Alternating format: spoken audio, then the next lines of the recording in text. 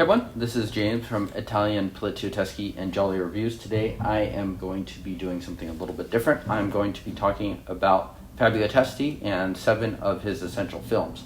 So hopefully this episode works out well. We will see. Let me know what you think. Hoping to really create a testament to the actor who is definitely one of the signature faces of Italian genre cinema, specifically in the 1970s. I think that's when most of his best work was. As the Italian genre cinema goes, we talk about Sergio Martino films from a certain era, and then we talk about them less in the 80s and basically not at all past the 90s. And that's the way it just goes for a lot of these Italian craftsmen. I'm sure they were still up to great work, but the infrastructure and the whole Italian film industry just collapsed at a certain point. Who is Fabio Testi? Well, he was an actor, got his start as a stuntman. He has something like 75 credits.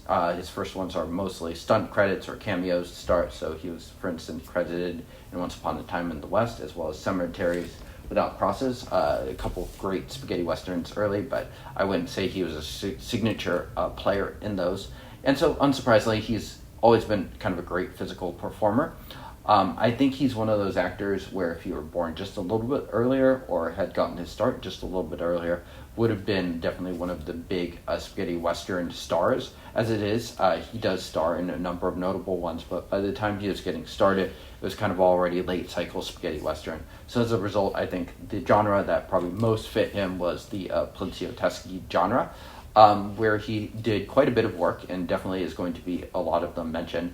And I think despite his strengths being clearly kind of like the more physical action work, he actually did a couple different notable giallo films that I think are certainly worth noting and maybe are his most well-known roles. So definitely going to be talking about Solange at some point.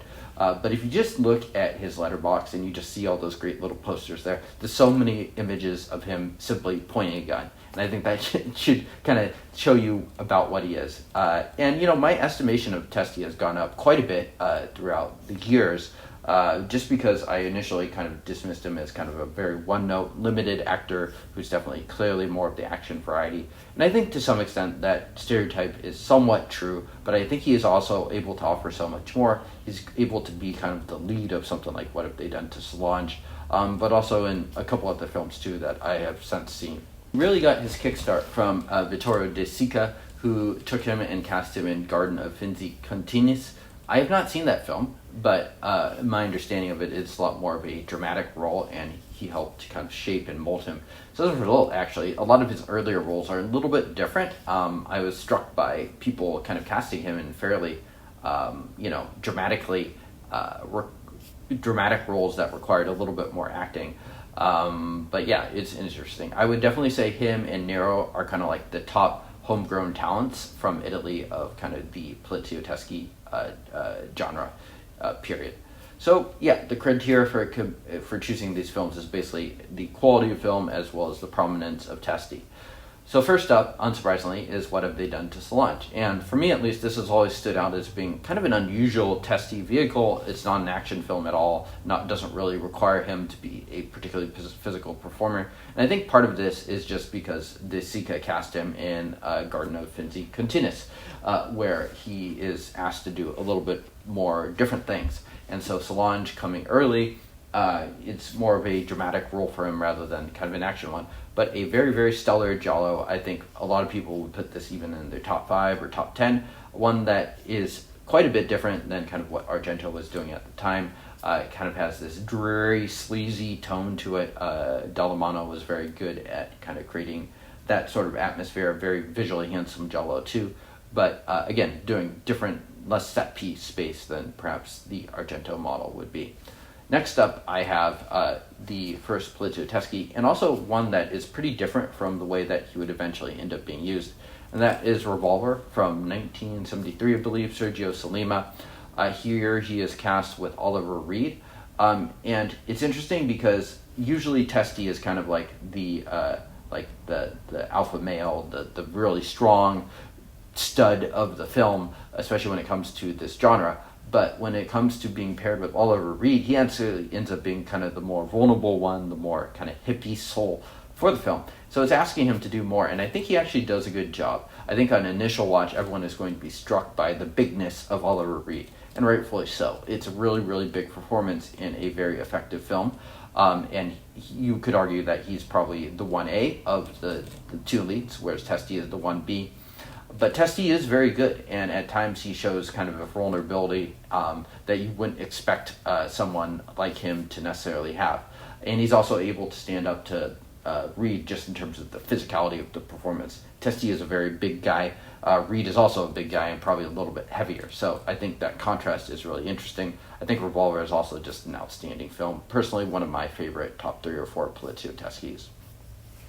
Next up is another one of my absolute favorite Polizio Testis. So, reoccurring theme, him showing up in a lot of these great films, all kind of concentrated around the early to late, kind of in the mid-70s. This one is The Big Racket, so Enzo Castellari. This is him just being molded as a fantastic action star.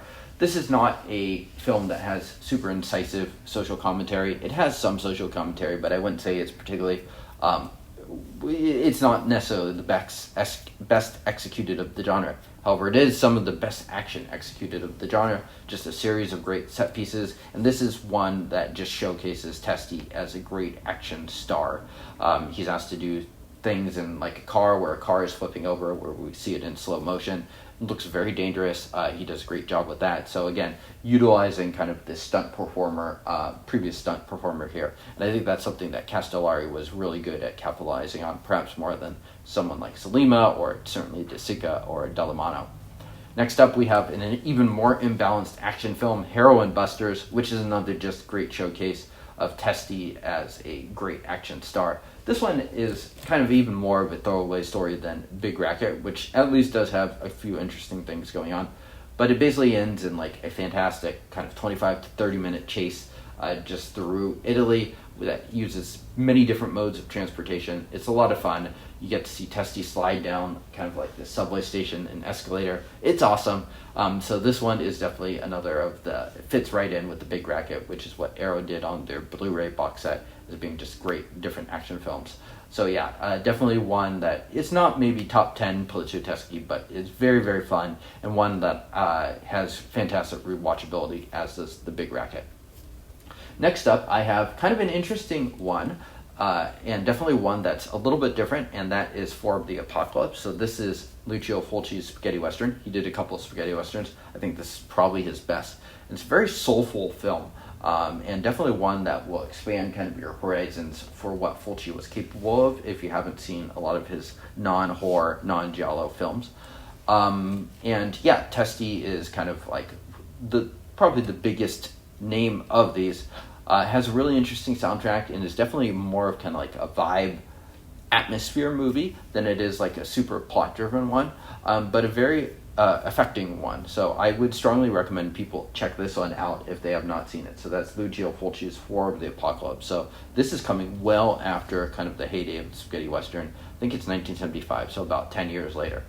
So it's interesting that Testi would appear in a few different kind of notable westerns so much after the heyday, and that kind of just tells me at least that, if he was older like Giuliano Gemma, or just kind of get his start a little bit faster, he would probably be like one of those guys being cast as the Dozens of Sartana or Django or whatever, and I think he would have been definitely pretty good, especially if he was able to kind of up his dramatic chops at that point.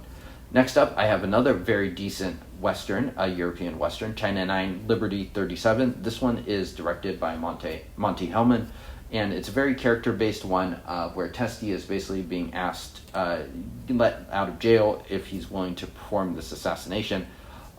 Very decent Western, very just good story. This one feels kind of like a hybrid of a spaghetti Western, as well as kind of like the more American narrative-based sensibilities. And I think it works very well. So this is one I watched earlier this year. Definitely a pretty decent spaghetti Western that not a lot of people have seen. Last up, I have another Fulci film, and this film, of course, is going back to the Polizio Testi genre, is Contraband, 1980. some people say this is kind of the last one. It's definitely late year Polizio Tesco, and it takes place in Naples, and it's just a dark, brutal crime film. And I love it. I think it's great. I think it's maybe not amongst my absolute favorite, but it's just a little bit below that. And it combines a lot of the things that we like. And at this point, this is coming out in 1980, so this is right when Fulci is in the middle of the Gates of Hell trilogy. He's already kind of gone through his Giallo run, so it's a really, really good film. And I think it's too bad that that Testi was really hitting its peak still during this decade, right when the Italian film industry was declining. It's really a shame.